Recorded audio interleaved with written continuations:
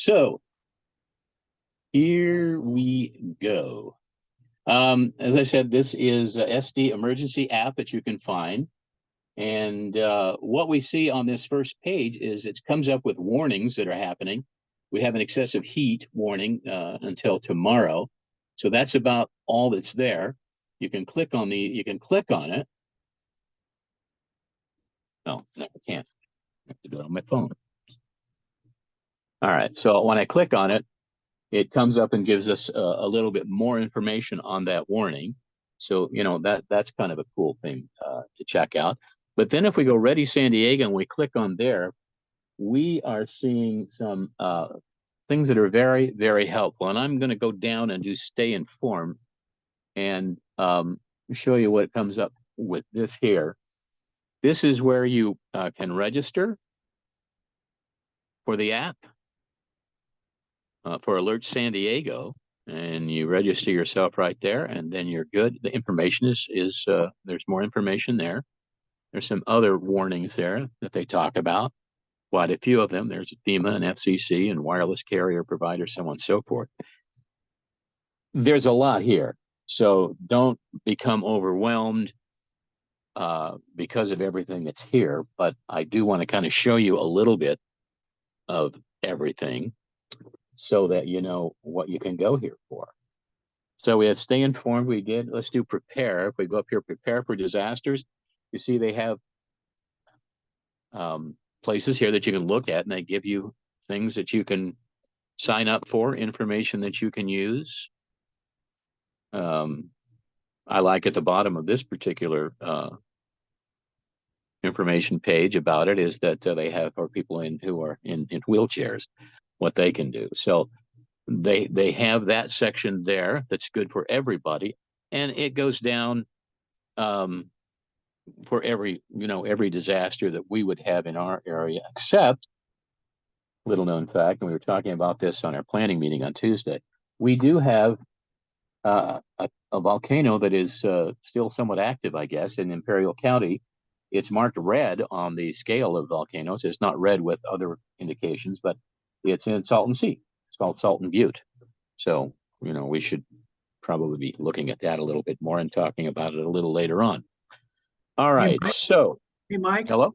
Yeah. I have a question. What tab did you press to get on the information you're on right now when you were on the home page? Okay. I went from the one that you opened up with, then I pushed the Ready San Diego. Oh, Ready San Diego. Okay, the very top one. Okay. Yeah, the very top one. I push Ready, and then there we have Prepare for Disaster, Make a Plan, which is kind of cool. And here's why. This is something that you can do online.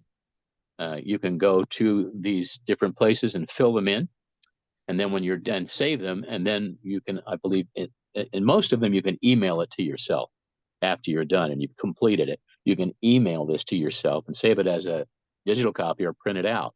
So that's one of the nice things about an app. I don't know about you guys, but every time it comes to preparing, to prepare and to do all the planning, you kind of get lost.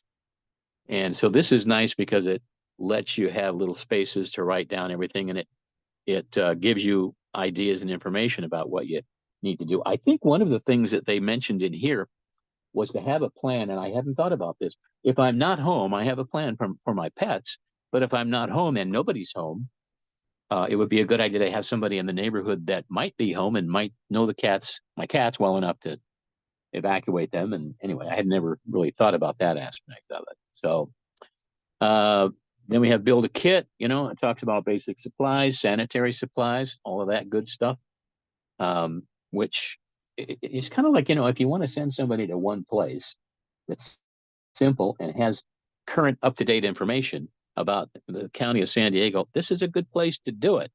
Then has information if you want to get involved, maybe get involved in CERT or ARC, Southern California Region, or 211 Disaster Response Program. Here are links to how you can get there. American Cross is listed there. So just kind of no matter what you might want to do, then that's a place to do it. And then if you go here, I'm pressing community readiness. I guess I need to say that every time I press it so that you know what I'm pressing because you can't see. Community readiness, it goes to, like we're San Diego. So there we go. There are some, resources for San Diego. If I'm in Del Mar, I would hit Del Mar and it would give me information of what's going on and things that would be of interest to people in Del Mar. So it's good for everybody in the county of San Diego. Now, it doesn't include Imperial County here, Imperial Beach, but not Imperial County. So we'll have to look into that and see what we might recommend for the folks out in Imperial County. All right. So let's go back to the beginning page. So we're back at the beginning, ready at the top. And so we're going to go to emergency right now. All right. So we're going to go to emergency. Now, I want you to watch carefully when this comes up, and hopefully it will show you on the screen. Okay. Something I'm going to talk about next. So I'm going to go emergency map. Ah, there we go. Did you see Genesis evac listed at the bottom when that came up? I'll do it again. Watch at the bottom left. The words didn't do it that time. That's interesting. Try it again. There it is, Genesis evac map.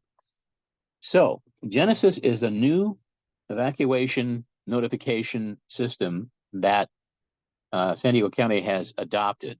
And we were a little confused about whether or not it had been incorporated already or there was something else that was going to happen. But I think that what that tells us from bringing up this map, that it is already incorporated. Now, what you want to do is you also want to sign up for it.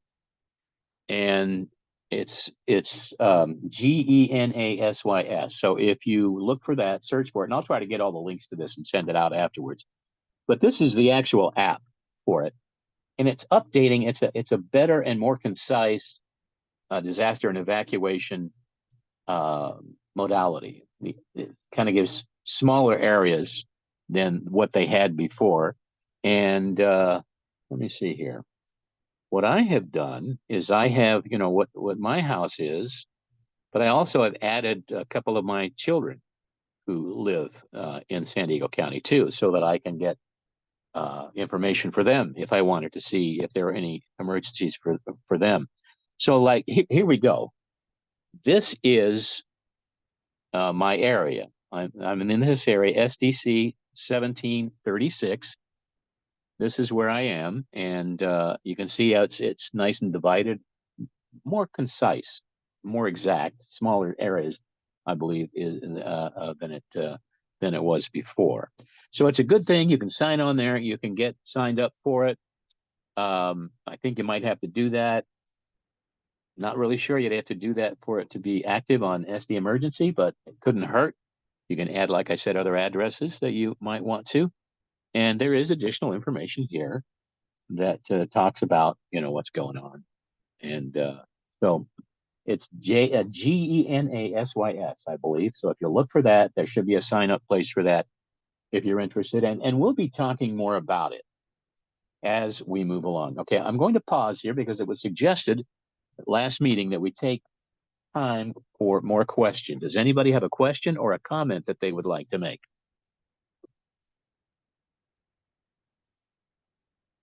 Okay. I'm going to assume there are no questions or comments. Well, Mike, you are going to send out another email with the resource that we can look at? Yes, yes. Okay. Yeah, I will have links to everything that I'm talking about on this presentation. And there'll be a couple of other things too that we'll be talking about a little bit later on. All right. So let me get out of this and go back here to where we were before. All right. So this is emergency. This is the emergency map. Now you see there's nothing on there because we don't have any emergencies.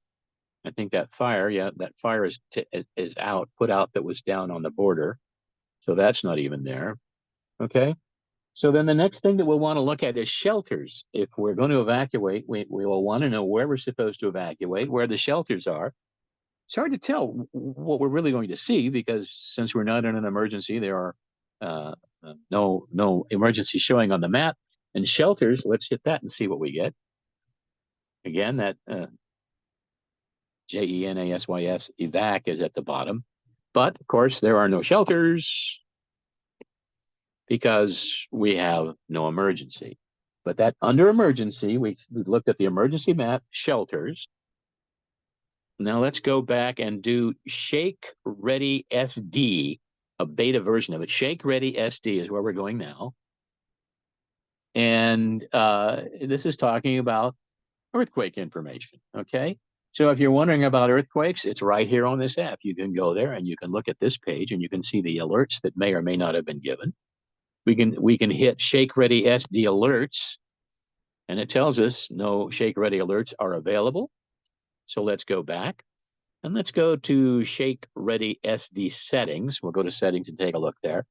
Well, that's where we can make sure that we've turned it on. So we get the notifications. You have to turn it on, and that makes it work. And it makes it that alert, test alert audio. I'm not going to hit that. You can thank me for that.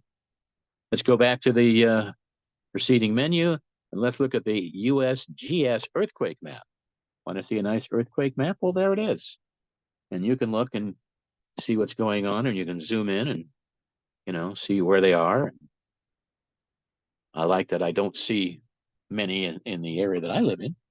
However, not to be lulled to sleep, those of us who live in the in the San Diego Kearney Mesa area, Claremont area, especially, we are on very near the Rose Canyon Fault. I don't know if it runs right under the San Diego Temple but very near it. So we do have a fault that is projected to, at some point in time, break loose and be at least a 7. So, we're not out of the woods here. Hey, Mike? Yes, sir. Do you know what the yellow, orange, and red signify then? I do not know. I'm sure that the darker the color would have been a bigger quake. I'm not sure of that, but I would assume that. But if there would, let's go back and see if we can figure that out for a second. If you click on one of them, would it tell you? No, let's find out. Here's a nice red one. I'm thinking that the color and the size have something to do with the time, how long ago it took place, and how much magnitude it is. Here's one. It's not the red one, but it's the one next to it, because you have to zoom in. But that tells you the time and tells you the location and the depth that it took place. And there are settings on here that you can explore. And of course, you'll find more information. But what I would suggest you do when you get this app and you start looking at it, take notes. On this menu, what were the submenus? Where did I see that? Because if you're like me, you do go through these things and you go, oh, what was that earthquake map? And then you have to go and try and figure it all out again. But if you write it down as you go along, just make little notes so that you know what is where, it's very, very helpful as you come back and try to get up to speed on things. Mike, up on the right-hand corner is a key and layer buttons. If you click on that, it may tell you the key. Yeah, okay. So size is the magnitude, and color is if it's recent or ancient, not ancient, more than a month old. So, and looks like they have 2 types of seismic events: an earthquake and a non-earthquake. I guess a non-earthquake would be if like a battery factory blew up or something like that, or maybe if a plane crashed. They have those are a very good point. Thanks. Thank you for pointing that out, Steve. There are so many little buttons on these maps. I know. You got to play with them. So informative, aren't they? Okay, so let's move on to what to do in an earthquake and see what they tell us there. We have quite a bit left to go, so I don't want to dig too deep on anything, but please bring your questions and your responses. I'm not trying to discourage those. All right, what to do for an earthquake? This is another thing that we looked at before. It's probably the same information that we looked at before about what to do. And then here's another link back to the earthquake map. So what's it doing in an earthquake? That's the last one on this page. Let's go back and see what we have. I think that did disaster info get involved? We're all good here. So let's go back to the beginning page and go to recovery. I have a question. Yes, Terry.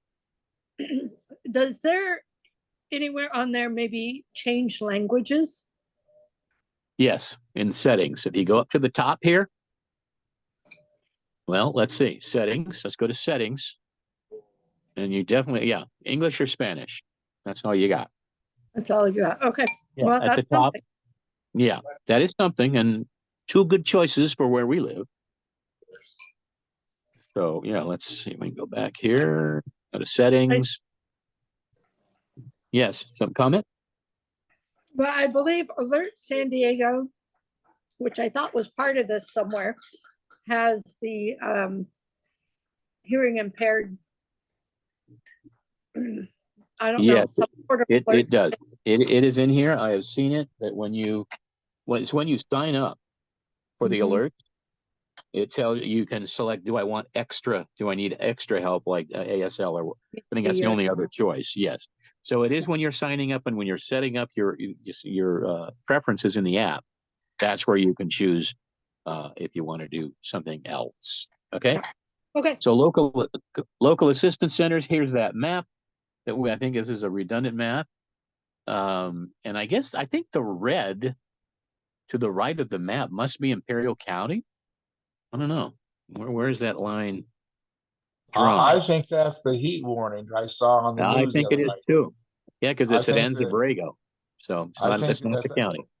I think it was the heat warning I saw on TV last night. Well, there we go. That's what a heat warning will look like on the map. What You are don't want those to do that. blue things if you click on them? It's a cool zone. There you go.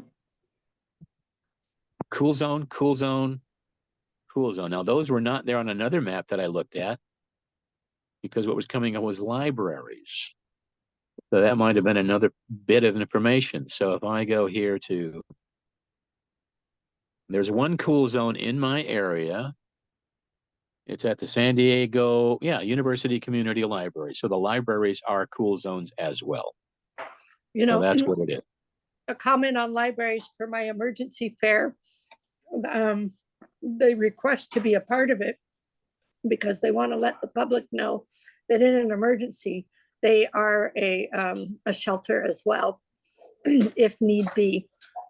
Just an always designated shelter people can go to until they can get to some other point of safety. Right. So, Well, yeah. Well, I have a library closer to me than the one that's in University City. So it would behoove me to go check, see what they do up there, since it's right in the neighborhood. Because it could be, it's possible that it might be a place that we may want to meet as a family in an evacuation. Might be a good place depending on what's going on. It's yeah, right across the street from the shopping center, the square, and that's another good place to evacuate because there's lots of open spaces and not too many trees and stuff. And where we live, man, we have peninsulas. If you look at this map here, you see the green where it says Linda Vista. That green canyon, that's Tecolote Canyon, and it runs all through our ward here, the Claremont ward. And then, but what it doesn't show is on the other side of that, there's another canyon. So if you drive down Claremont Drive, almost, well, at least the length of it that goes through my neck of the woods, we have, we're like a little peninsula with two canyon fires waiting to go off on either side of us with very steep inclines, which mean it'll travel really, really fast. And by the way, the insurance companies are using these fire maps. Now, let me give you make a little plug for maps that you want to look up for your area. If you're along the coast, you want to do tsunami. And they have tsunami maps for every area probably in the state of California. And then you'll want a map that will identify the areas that are likely to flood in your area of interest and area of service. And the other would be the fire potential, fire danger for your areas. It will outline where the potential fires are going to come, and they're pretty easy to find. You may have to dig a little bit, but it's not that difficult. Okay, so let's go back here, and I'll just give a real quick shout out to the as far as recovery, to the Red Guide to Recovery. Now, Red Guide to Recovery, it's not free. This is where you can order it. Now, I know there are a lot of copies out there floating around. I may have received one that I got free somewhere somehow, but I do have one. Okay. Now, the other thing we have down here, if you look down at the bottom next to recovery, there's social. Okay. So here's where you're going to find the online presence. Ready San Diego. This is where they are on X. And, you know, it's going to tell you, it talks about the floods a lot here. And so for every, let's go to Del Mar, they've got their website there. It's going to help you out. It's interesting that they're all X on X, just about everything that I've looked at so far. Probably not all of them, but everything that I've looked at so far is on X. Okay, so let me see here. I think that we have covered everything on this app. Any questions or comments? What is the social? Is that for sharing information? That's where each county has their online presence. You know, in other words, if you want to, so where's the City of Del Mar's emergency, media app located on X, and that gives you a link to it. And there's information there that is not on the website. They're updating that, I think, on some things. It's kind of more of a news-oriented thing, keeping you up to date on the latest news, which is very helpful. So this app is killer. I mean, for San Diego is and even for the county, because really it's covering the county. It's really, really cool. We should all have this app as communicators. This is something, and the reason I'm glad that other people were invited to join us tonight is because, you see, we also have resources here for preparedness and planning and what to do when and how to do it. That it's not so much in our emergency communications field, but there definitely is stuff here that applies to us emergency communication. We need to know what the information is as communicators, emergency communicators and specialists, to know what's going on, so we can pass it on to our priesthood authorities. So yeah, it's been around for a while. I've had it on my phone for a long time, but as I've been digging into it because of another calling that I have and looking around, I really have found that we should have it, and we should encourage all of our communicators and anybody who's looking to get prepared to install it, take a look at it, and see if it can. I really think there are resources here that can help us.